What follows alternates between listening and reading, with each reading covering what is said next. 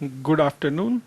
17 फरवरी 2021 के 12 बजे वाले अपडेट में आपका स्वागत है। जैसा कि हमने देखा कि 11 बजे 10 बजे जो हमने अपडेट दिया था उसमें जिन लोगों ने अगर देख के ट्रेड लिया है तो आप करीब 9,500 का आपने प्रॉफिट कमा लिया है फ्यूचर्स में, और 4,500 रुपये 1,600 से 4,500 रुपये का प्रॉफिट आपने कमा लिया ऑप्शंस में। तो अब हमें देखना है कि अब 12 बजे के बाद क्या मूव हो सकता है मार्केट में। निफ्टी बैंक में देखें तो जैसा मैंने पहले वाले वीडियो में बताया था कि यहाँ ये एक प्रेशर जोन है। यहाँ पे बैंक निफ्टी में प्रेशर आएगा ही आएगा, और वही हुआ भी। अगर हम देखेंगे तो इस लेवल पे प्रेशर आना शुरू हुआ, इस लेवल से प्रेशर आना शुरू हुआ। मार्केट अपने जो सेंट्रल पिवट रेंज है, सीपीआर जिसे कहते हैं, वहाँ पे वो सपोर्ट ले रहा है। और यहाँ पे एक रेजिस्टेंस है जो कि 37,345 पे, जो मैंने सुबह में भी बताया था। तो अभी क्या है कि मार्केट इस रेंज में ये मूव कर रहा है। तो 37,000 से 37,162 से 37,345 के बीच में मूव कर रहा है। Means 37,162 to 37,345. Market is moving between this two levels. अब हमें देखना है कि मार्केट का अगला मूव क्या हो सकता है। तो जब तक इस रेंज को नहीं तोड़ेगा, till the time market is above 37,164 और you can say 60, it will be on this particular range, जो कि इसी ये रेंज है 37,345 से 37,162 वाले रेंज में। ये 200 पॉइंट के बीच में, ये 150-200 पॉइंट के बीच में मूव करेगा। क्योंकि यहाँ पे दो चीज़ हो जाता है, एक है 20 डेमा और एक सीपीआर सपोर्ट यहाँ पे मिल रहा है। और नेक्स्ट अगर हम लोग देखेंगे तो मार्केट जिस लेवल से बाउंस बैक किया है वो था 200 डेज मूविंग एवरेज और कल का लो को मार्केट तोड़ नहीं पाया, क्योंकि वहाँ पे एक स्ट्रॉन्ग सपोर्ट देखने को मिल रहा है मार्केट के लिए। तो अब देखें, ये मार्केट नीचे आने की कोशिश कर रहा है, तो मार्केट फिर से इस रेंज पे आने का ट्राई कर सकता है। वो फिर से 200 डेमा को टेस्ट कर सकता है। तो साथ में हम लोग निफ्टी को भी देख लेते हैं कि निफ्टी में क्या चल रहा है। तो निफ्टी भी देखिए अपने 200 डेमा पे सपोर्ट लेके चल रहा है। वो एकदम रेंज बाउंड हो चुका है, एक रेंज में चल रहा है, जो कि रेंज है आपको 15,300 से 15,250 के बीच में ही मार्केट मूव कर रहा है। 270 से 15,300 के बीच में मूव कर रहा है, तो इसी रेंज में, और वहाँ पे एक स्ट्रॉन्ग सपोर्ट ले रहा है। तो अब ये, क्योंकि हम लोग देख सकते हैं कि ऊपर में एक बहुत स्ट्रॉन्ग रेजिस्टेंस निफ्टी को मिलने वाला है सीपीआर के रूप में, सेंट्रल पिवट रेंज के रूप में, वहाँ पे पिवट पॉइंट है उसका। तो इसके ऊपर मार्केट की जाने की पॉसिबिलिटीज़ नहीं है। और साथ में स्ट्रॉन्ग जो स्टॉक्स हैं उन्हें भी देख लिया जाए, जो कि निफ्टी या बैंक निफ्टी को ऊपर ले जा सकते हैं। तो एसबीआई में अगर हम लोग देखें तो एसबीआई अभी एक रेंज बाउंड कम कर रहा है, अपने अपर लेवल पे है, और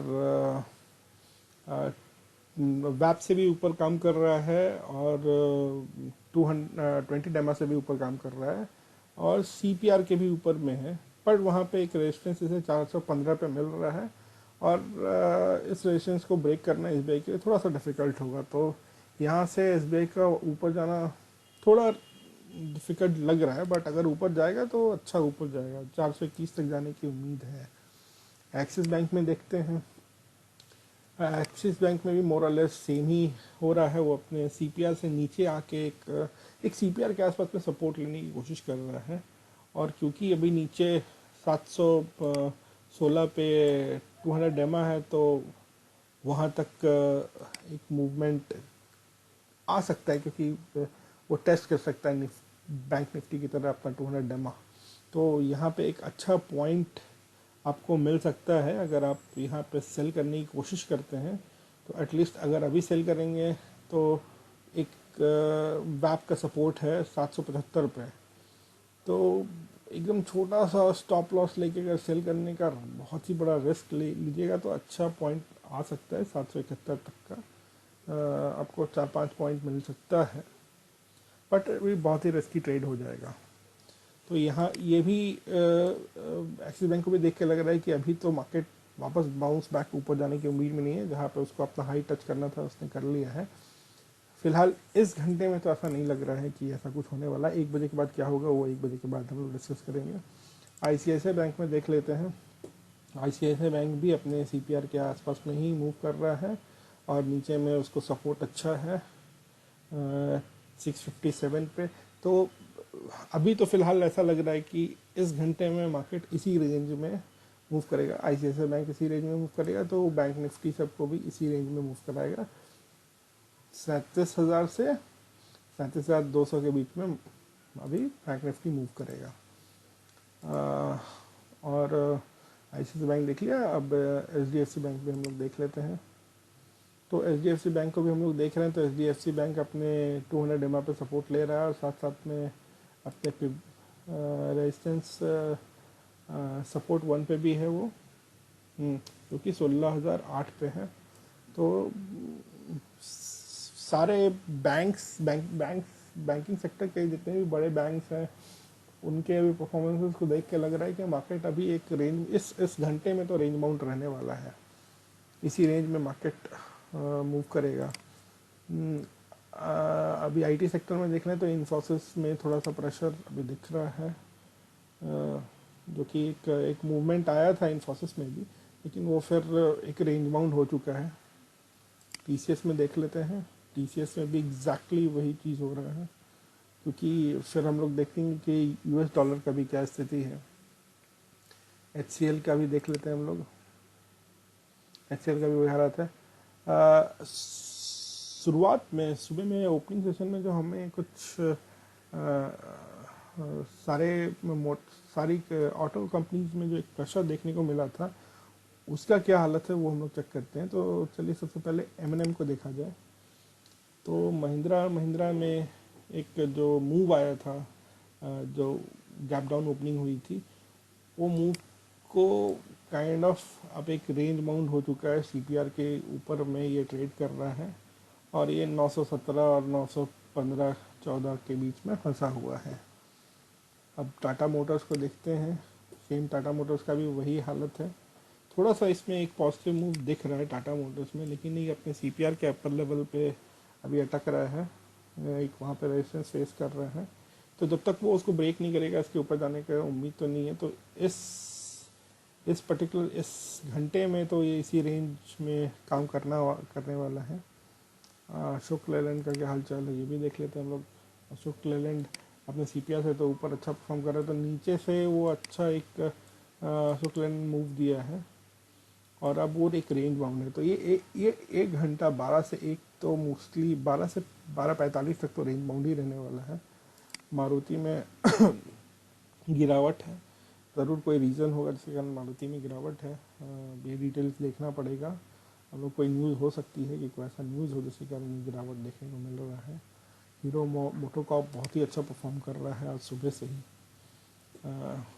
जो एक जब सुबह में प्री ओपन सेशन में भी बस यही एक था जो कि ऑटो सेक्टर में जो कि थोड़ा पॉजिटिव दिख रहा था, और ये एक फ्लैट ओपनिंग दिया है और उसके बाद से एक पॉजिटिव टेरिटरी में ही काम कर रहा है हीरो मोटोकॉर्प।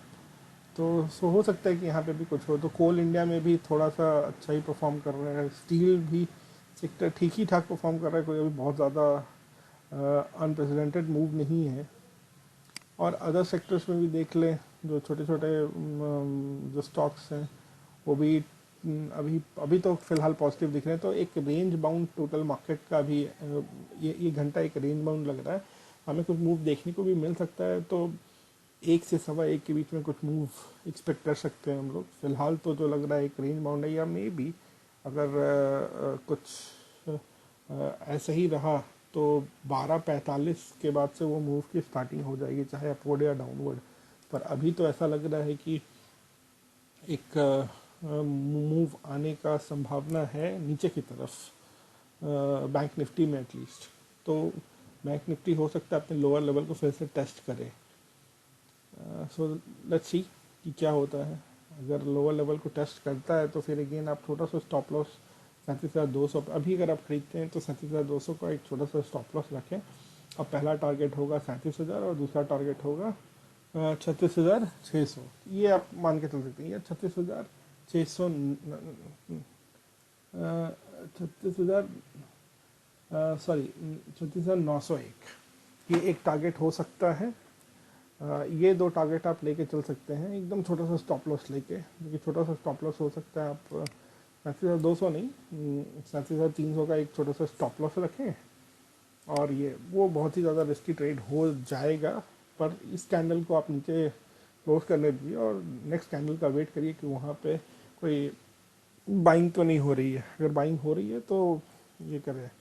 जनरली ये MACD का सिग्नल कोई बहुत इंपॉर्टेंट सिग्नल नहीं होता है, बट ये सिग्नल दे रहा है कि मार्केट थोड़ा नीचे जाना चाह रहा है। तो सारा चीज़ मिला के आप एक रिस्की ट्रेड ले सकते हैं, बट जस्ट वॉच कि ये कैंडल कहाँ पे सस्टेन कर रहा है। इसके बाद अगला कैंडल एक ग्रीन कैंडल हो रहा है या रेड कैंडल हो रहा है। अगर थोड़ा सा हल्का भी रेड कैंडल दिखता है जो कि आपको लगे कि थोड़ा सेलिंग प्रेशर है, तो आप ये कर सकते हैं, क्योंकि हो सकता है वहाँ पे सेलर्स एक्टिवेट हो गए होंगे, बायर्स से ज़्यादा सेलर्स मौजूद होंगे क्योंकि मार्केट को नीचे लाना चाहते हैं। एक बार फिर से ये लेवल को टेस्ट करना चाहते हैं मे बी। सो इस बार हो सकता है कि 36,800 तक का लेवल टेस्ट हो। सो थोड़ी देर में हम फिर से 1 बजे आएंगे अगले अपडेट के लिए। तो लेट्स सी कि मार्केट उस समय तक क्या मूवमेंट देता है। तो अभी तो एक बैंक निफ्टी में फिर एक छोटा सा रिस्की ट्रेड हो सकता है। अगर आप 37,000 अभी इस लेवल पे लेते हैं, अगर आप 37,100 पे लेते हैं तो 37,300 अपना स्टॉप लॉस लेके 36,800 तक का आप एक टारगेट देख सकते हैं। 36,700 और 36,800 एक टारगेट हो सकता है।